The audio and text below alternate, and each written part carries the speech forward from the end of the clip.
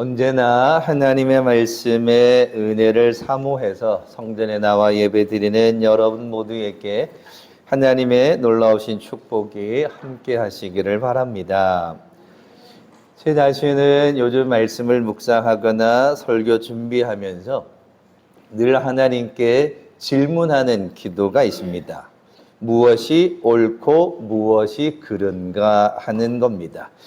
옳고 그름의 문제를 놓고 늘 기도하게 됩니다. 이번에 가지게 된 목회자 수련회를 통해서도 목사님들과 토론과 대화 속에서 오늘 이 시대에 옳고 그른 것이 무엇인가 많은 이야기를 나누었습니다. 시대적 상황이 변하여져 가고 앞으로 목회 현장이 많이 달라지기 때문에 어떻게 이 변화된 세상에서 옳고 그름을 이야기할 수 있을까 함께 고민을 나누었습니다. 더욱이 교회를 담임하는 목사님들이었기에 매주일 강단에서 하나님의 말씀을 선포하는 입장에서 모두가 다 동일하게 저만 가지고 있는 걱정이 아니라 교회를 담임하는 그 많은 목사님들이 옳고 그름의 문제가 늘 고민이라는 겁니다. 왜냐하니까 성도들의 생활과 세상에 되어지는 일들을 보게 되어지면 강단에서는 하나님의 말씀이 선포되는데 세상을 살아가는 성도들의 모습은 그 말씀과 좀 동떨어져 있을 때가 많다는 겁니다. 지난주 말씀도 하나님의 말씀이 삶의 기준이 되어야 한다 이런 말씀을 드렸습니다. 그러나 많은 이들이 하나님의 말씀이 나의 삶의 기준이 아니라 자기 자신의 옳고 그름에 따라서 살아가려 할 때가 많다는 겁니다. 하나님의 말씀은 그저 하나님의 말씀일 뿐이고 나는 내가 생각하는 옳고 그름에 따라서 세상을 살아간다는 겁니다. 말씀과 생활은 하나가 되어야 하는데 오늘 이 시대는 따로 국밥처럼 말씀 따로 생활 따로 이것이 저만이 가지고 있는 고민이 아니라 이 시대를 살아가는 목회자들이 가지고 있는 동일한 고민이더라는 겁니다. 옳고 그름의 문제는 시대를 변하여서도 항상 던져지는 질문입니다. 무엇이 옳으냐, 무엇이 잘못된 건가, 무엇이 맞으며 무엇이 틀리는가. 세상은 이것을 판단하는 잣대로 법을 만들게 되었습니다. 세상에 사람이 혼자 살아갈 적에는 법이 따로 필요 없었습니다. 혼자 살아가니까 그게 그냥 법이기도 합니다. 그러나 사람들이 모여 살기 시작하고 사람들이 공동체를 이루고 사람들이 사회와 국가를 형성해 가면서 해결해야 할 많은 문제들이 생겼습니다. 그래서 그 해결해야 할 문제들의 가장 기준이 뭘까? 그래서 사회는 법을 만들게 되었습니다. 그 법이라는 걸 통해 최소한의 옳고 그름의 문제를 해결하려 하였습니다. 법에서 판단하여서 이것은 옳은 것이요 이것은 잘못된 것이라 하면 모든 사람들이 그것을 받아들일 때 그 사회는 질서 있는 사회가 됩니다. 무엇이 옳은가 무엇이 그른가 법에 판단하여서 그 판결이 나와지면 그걸 인정하고 받아들일 때 그 사회는 질서를 이루는 사회가 됩니다. 그런데 오늘 우리의 사회는 그렇지 않습니다. 최소한의 옳고 그름을 판단하는 이 법이라는 기준이 무너지고 있습니다. 모든 사람이 법 앞에서 평등하다는 기본 취지가 있는데 현재 우리 사회는 모든 사람이 법 앞에서 평등하다고 생각하지 않습니다. 모두가 다 억울하다고 피해자라고 이야기합니다. 그러다 보니까 반성하지 않고 잘못을 시인하거나 인정하지 않습니다. 같은 죄를 범하였음에도 판결이 다르게 나오다 보니 많은 사람들이 이 법이라는 잣대, 법이라는 기준을 인정하지 않고 있습니다. 법이라는 잣대가 무너지면서 진정으로 옳고 그름의 문제가 이 사회가 해결해 주지 못합니다. 그러다 보니 이 복잡해지고 혼란해지죠. 자신의 잘못을 인정하는 사회가 아닙니다. 오늘 우리가 살아가는 세상은 자신의 잘못을 잘못이라고 인정하는 세상이 아니라 자기의 기준에 자기의 생각에 잘못이 없다만이 있는 그런 세상이 되고 말았던 겁니다. 그래서 모두가 다 자기의 고집대로 살아갑니다. 자기 생각대로 살아갑니다. 이건 옳고 그름의 문제가 아니라 자기 생각은 무조건 옳다고 하는 잘못된 생각을 가지고 살아갑니다. 그래서 세상을 바라보면 그저 한숨만 나오는 게 오늘 우리가 살아가는 현실입니다. 몇 해 전에 분당에서 진행되는 목회자 세미나를 참석한 적이 있습니다. 그 세미나는 오전 10시부터 밤 10시까지 진행되는 세미나였습니다. 제가 여러 번 세미나를 참여했지만 그 세미나만큼은 정말 힘들었습니다.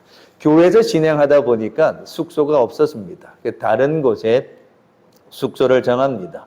그러면 숙소에서 그 교회까지 1시간, 그리고 끝나면 또 1시간, 최소 14시간을 보내게 되었습니다.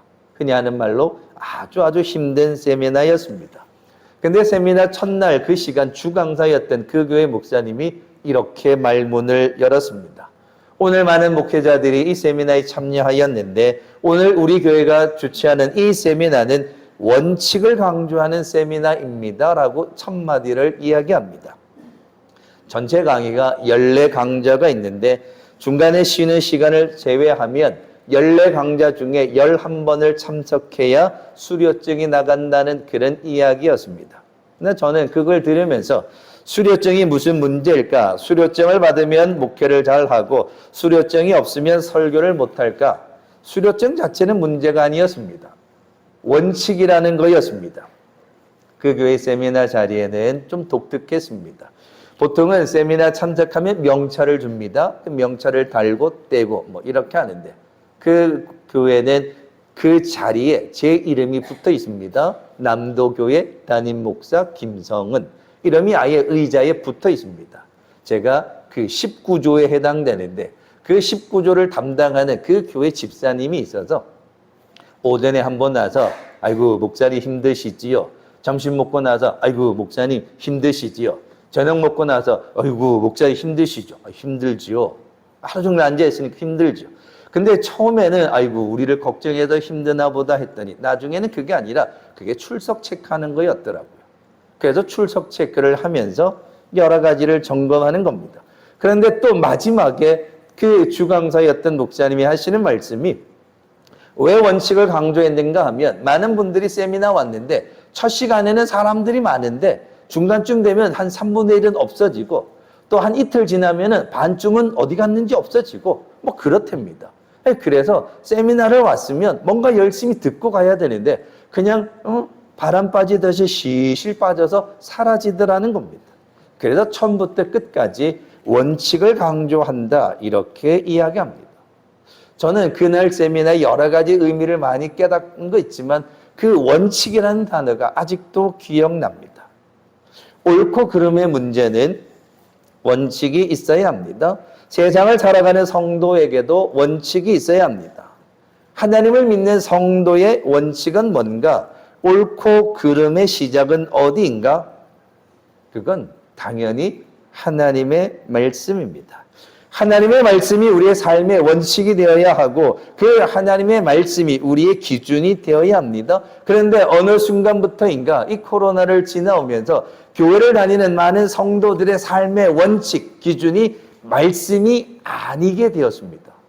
이번 세미나 때도 머리를 맞대고 고민한 게 하나님의 말씀이 기준이 되는 삶을 살아가야 되는데 이 원칙이 무너지면서 교회가 더 무너지게 되었다라는 겁니다.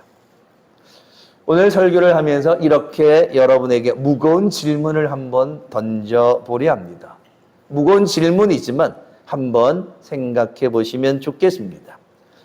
질문은 이렇습니다. 하나님의 말씀을 지키지 않는 나 자신을 바라보며 나 자신에게 화를 내본 적이 있으신지요?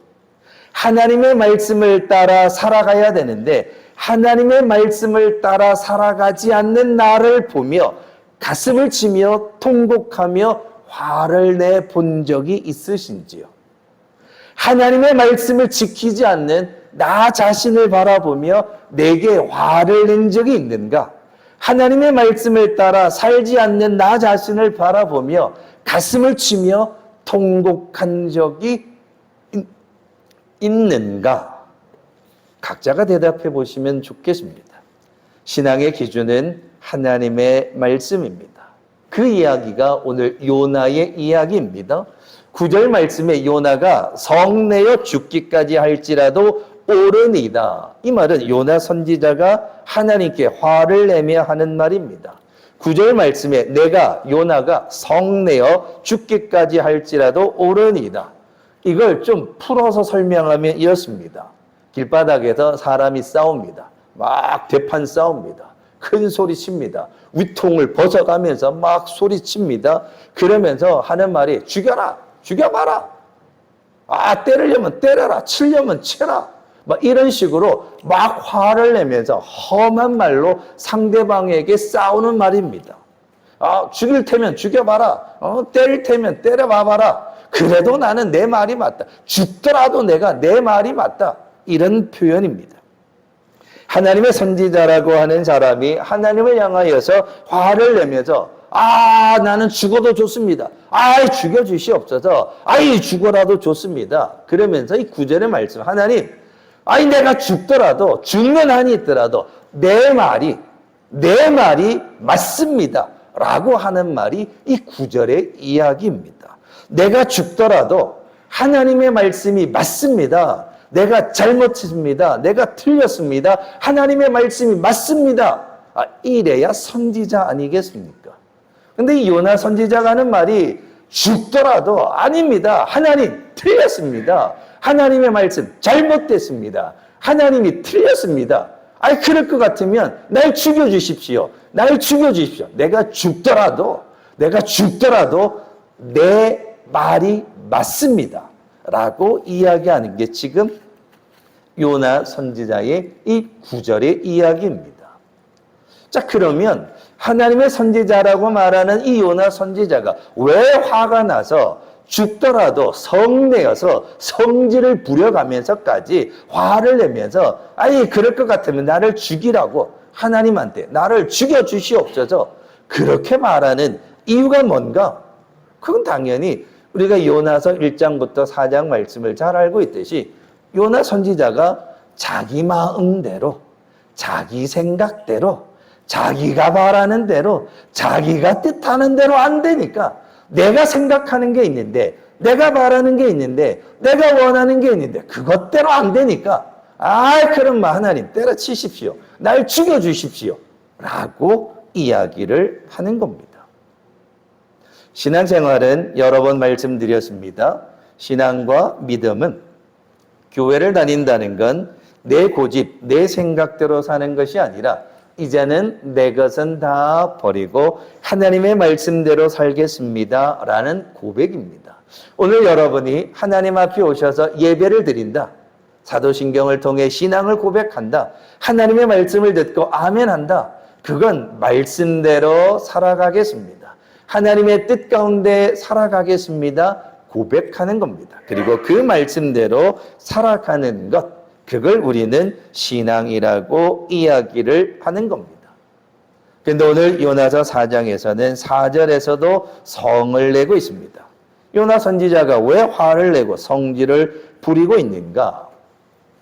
하나님이 요나서 1장에서 요나 선지자를 보냅니다. 니느웨 성에 가서 하나님의 심판이 임할 거라고 선포하라. 그 요나 선지자가 싫었습니다. 그냥 선포하기는 뭘 선포합니까? 이방인들은 그냥 다 심판해서 죽이면 되지. 그래서 딴 길로 갑니다. 그래서 하나님이 풍랑을 만나게 하고 물고기 뱃속에 들어가서 하나님의 뜻을 알고 회개하게 되고 물고기가 토하여서 니느웨 성에 갑니다. 니느웨 성에 가서 40일이 지나면 하나님이 이 성을 심판할 겁니다. 그리고 외쳤습니다. 그리고는 4장에 들어와서 이 요나 선지자의 이야기를 듣고 이 니느웨 성 사람들이 3장, 4장에 오면 회개하기 시작합니다. 왕으로부터 짐승에 이르기까지 금식하면서 회개하기 시작합니다. 하나님의 심판이 임하여야 하는데 하나님이 니느웨 성 사람들이 회개하니까 하나님의 심판을 멈춰버린 겁니다. 요나 선지자는 이방인들은 심판을 선포할 것도 없고 죽느니 사느니 기회 주지도 말고 요나 선지자의 생각은 이방인들은 그냥 싹 다 심판받아야 되는데 가서 기껏 외쳤더니 이건 생각과 다르게 니느웨 성 사람들이 왕으로부터 동물에 이르기까지 금식하며 회개하는 겁니다. 회개의 운동이 일어나는 겁니다. 그래서 하나님의 심판이 멈추어져 버린 겁니다. 요나는 하나님의 심판이 임하여야 된다고 생각했는데 하나님의 심판이 멈춰버린 겁니다. 그래서 화딱지가 난 겁니다. 그래서 4장 1절에 성을 내었다. 성질을 냈다는 겁니다. 화를 냈다는 겁니다. 심판이 임하여야 하는데 심판이 안 오니까 화를 내어버렸던 겁니다. 요나의 생각과 다르게 니느웨 성 사람들이 회개를 하였습니다. 그러다 보니 요나는 마음에 들지 않았습니다. 그래서 읽진 않았지만 4장 3절에 내 생명을 거두어 가져서 사는 것보다 죽는 게 낫습니다. 니느웨 성 사람들이 심판을 받아 죽어야 되는데 그게 이루어지지 않으니까 에이 모르겠다. 그럴 것 같으면 내가 살아서 뭐합니까?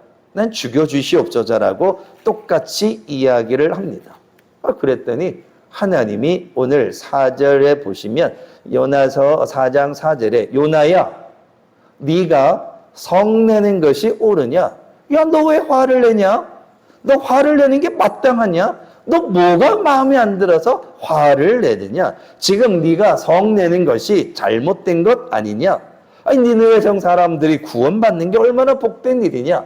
니느웨 성 사람들이 심판받아야 하는 건 맞다. 원래 그 어록해서 내가 너를 보낸 거다.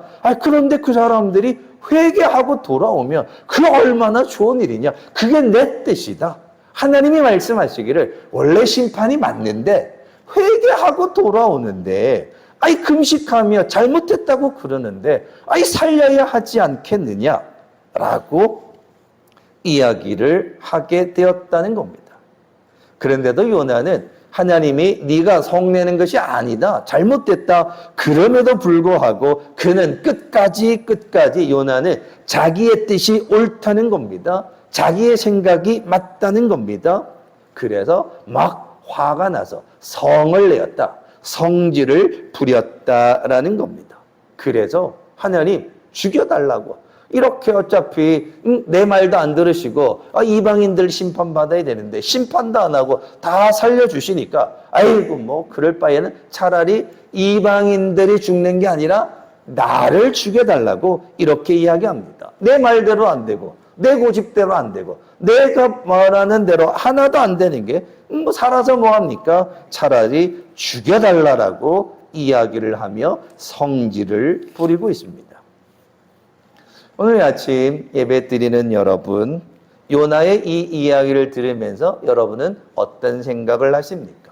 요나 말이 맞지. 내 생각대로, 내 고집대로 안 되면 죽어야지. 끝까지 고집 부려야지. 이렇게 생각하십니까? 아니면 요나 선지자가 좀 심하다고 생각하십니까? 하나님의 말씀을 들어야지. 하나님의 뜻이 더 중요하지라고 생각하십니까?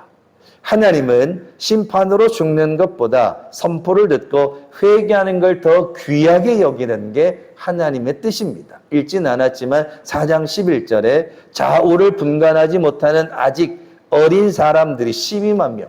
그러니까 아직 좌우가 뭐가 뭔지를 분간하는 못하는 사람이 12만 명이면 좌우를 분간하는 어른들은 더 많다는 겁니다. 그러니까 니느웨 성에 이게 뭔지를 모르는 사람이 12만 명이면 좌우를 분간하는 인지할 수 있는 판단할 수 있는 어른까지 합하면 수십만 명이 니느웨 성에 있었다는 겁니다. 그러면 그 수십만 명이 다 죽는 게 맞느냐? 그들이 회개해서 구원받는 게 맞느냐? 하나님은 회개하고 돌아오기를 원하셨던 겁니다. 근데 요나는 끝까지 말하기를 성내어서 끝까지 죽더라도 죽으면 죽었지 내 생각이 맞다라고 오늘 9절에 이야기를 하고 있습니다.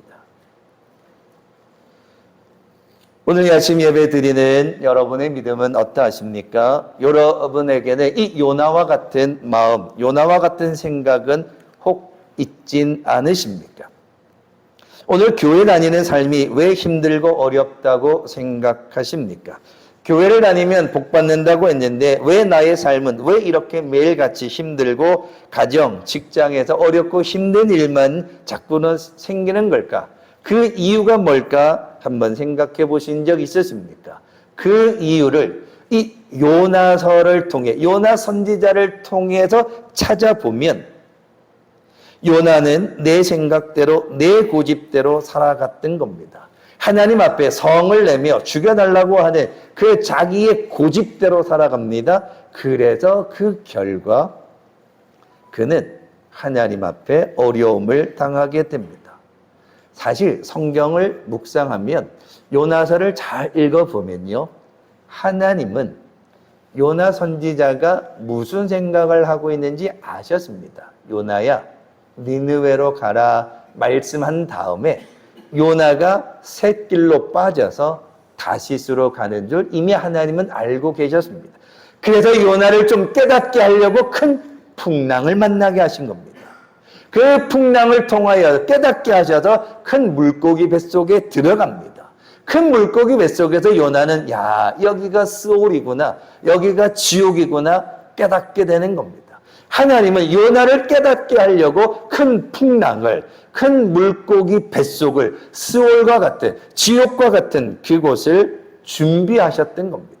하나님은 요나의 생각이 무엇인지를 아셨기 때문에 요나를 변화시키기 위해 때로는 풍랑이 필요했고 때로는 스올과 같은 물고기 뱃속이 있어야 했다는 겁니다. 그 말인즉슨 오늘 건강의 풍랑이나 자녀들, 물질, 가정, 직장 여러 가지 풍랑이 있다고 한다면 이유가 다 있겠지만 오늘 요나서를 통해 본다면 오늘 여러 가지 내게 일어나는 풍랑이, 내게 일어나는 여러 가지 걱정이, 내게 일어나는 여러 가지 환란이 혹시나 요나서 말씀대로 본다면 하나님의 말씀대로 내가 살지 않고 내 고집대로 살아가고 있지는 않은가?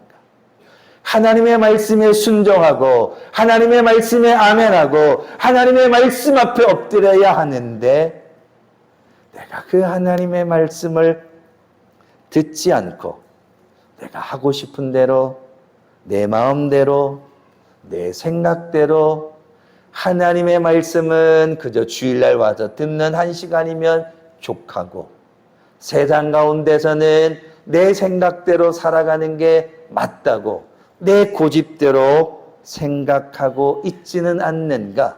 혹 그렇게 살아가는 것 때문에 혹 내게 풍랑이 일고 있지는 않는가? 한번 돌아볼 수 있어야 합니다. 세상은 옳고 그름이 흔들리고 있습니다.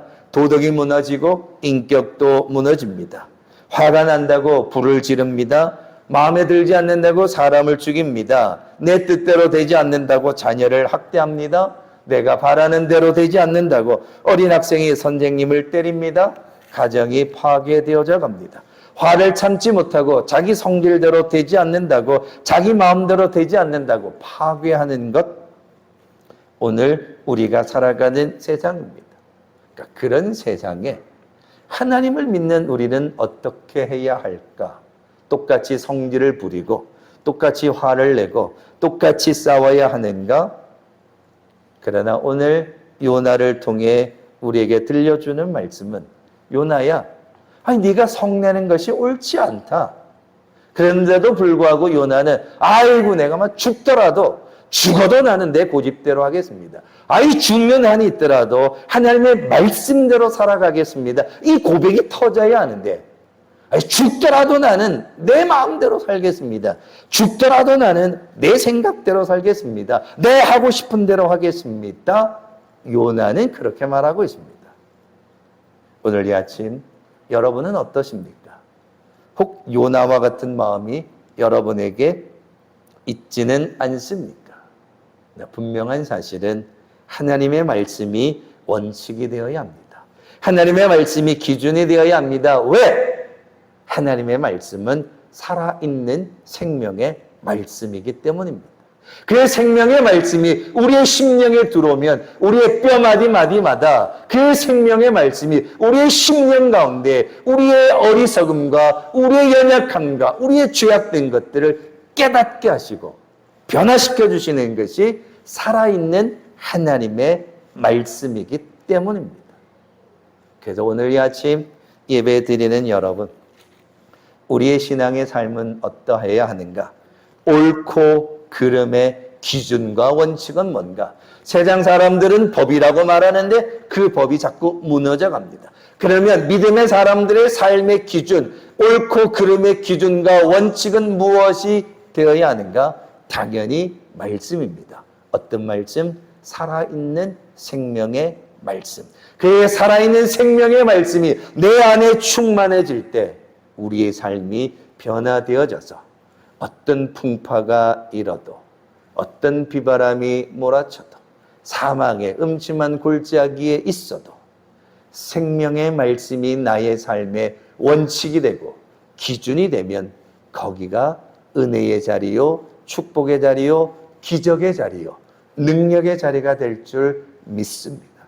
오늘 이 아침 예배 드리는 여러분, 힘든 세상이지만 어렵고 걱정 많은 세상이지만 하나님의 말씀이 여러분의 삶의 기준이 되어서 원칙이 되어져서 내게 있어서 나의 삶은, 나의 생명은 오직 여호와의 말씀이다. 이 기준이 변하지 않는 여러분 되어서 날마다 믿음으로 말씀으로 승리하는 축복의 성도들 되시길 주님의 이름으로 축원합니다. 기도하겠습니다. 고마우신 아버지 하나님, 세상을 살아가는 일에 혼란을 겪을 때가 많습니다. 세상을 살아가면서 방황할 때가 많습니다. 세상을 살아가면서 많은 혼란으로 걱정, 근심으로 낙심할 때 많습니다. 그럴 때마다 다시 한번 하나님의 말씀이 내 안에 살아있게 하여 주시옵시고 생명의 말씀이 내 안에 든든히 뿌리내리게 하여 주시옵소서. 말씀의 반석 위에 집을 지어가게 하여 주시옵소서. 하나님의 말씀, 살아있는 생명의 말씀이 나의 삶의 중심이 되는 믿음의 삶을 살아가는 우리 모두가 되게 인도하여 주시옵소서. 감사드리며 예수님의 이름으로 기도하옵나이다. 아멘.